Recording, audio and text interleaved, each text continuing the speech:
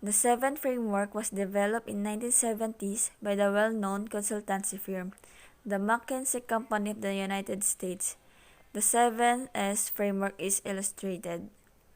Superordinate goals or shared values have a strategy, structure, system, staff, style, and skills.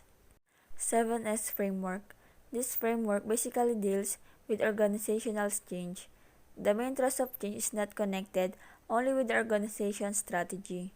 It has to be understood by the complex relationships that exist between strategy, structure, systems, style, staff, skills, and superordinate goals. These are called the 7S of the organizations. Alignment of the framework.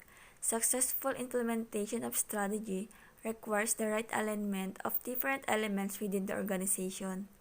The McKinsey consultants call strategy, structure, and systems as the hard elements of the organization, and the other four S, style, skills, staff, and superordinate goals, as the soft elements of the organization. Merits of 7S framework. The virtue of 7S framework is that it highlights some important organizational interconnections and their role in affecting change. It illustrates in a simple way that the real task of implementing strategy is one of bringing all 7S into harmony. When the 7S are in good alignment, an organization is poised and energized to execute strategy to the best of its ability.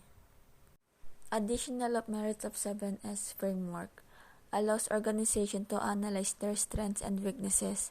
With this analysis, they can identify areas which need improvement.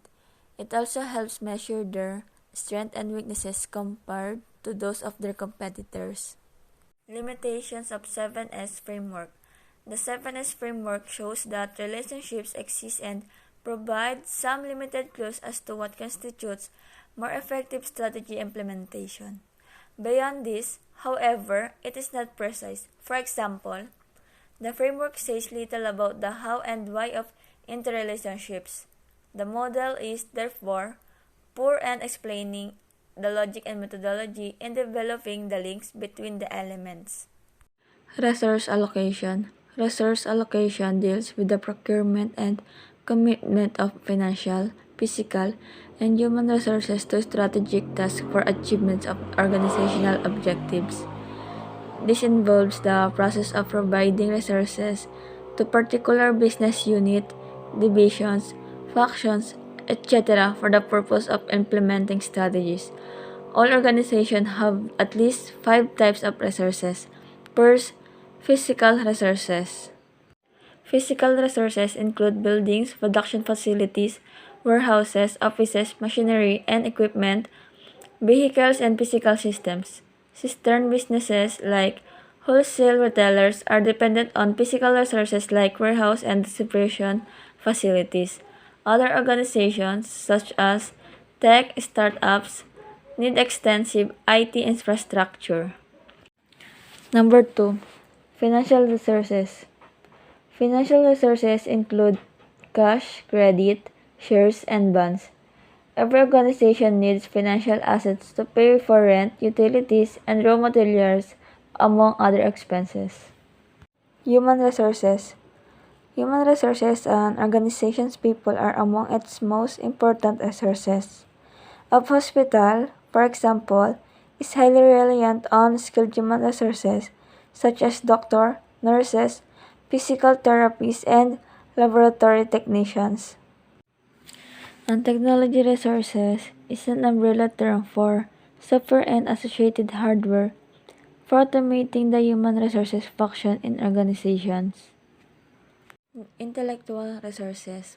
Intellectual resources such as brand, proprietary knowledge, patents and copyrights, partnerships and customer databases are increasingly important components of a strong business model. Intellectual property resources are difficult to develop but when successfully created may offer substantial value. Importance of resource allocation. A company's ability to acquire sufficient resources needed to support new strategic initiatives and steer to the appropriate organizational units has a major impact on the strategy implementation process. Too little funding arising from constrained financial resources or from slugging management action slows progress and limits the efforts of organizational units to execute their part of the strategic plan effectively. Resource allocation is a powerful means of communicating the strategy in the organization as it gives the signals to all concerned. It will demonstrate what strategy is really in operation. Managing resource conflict. The common approach to resource allocation is through budgetary system. There are, however, many other tools which can be used for this purpose. Some of the important tools used for resource allocation are discussed below. Number 1, BCG matrix. Number 2, PLC-based budgeting. Number 3, zero-based budgeting. And lastly, capital budgeting.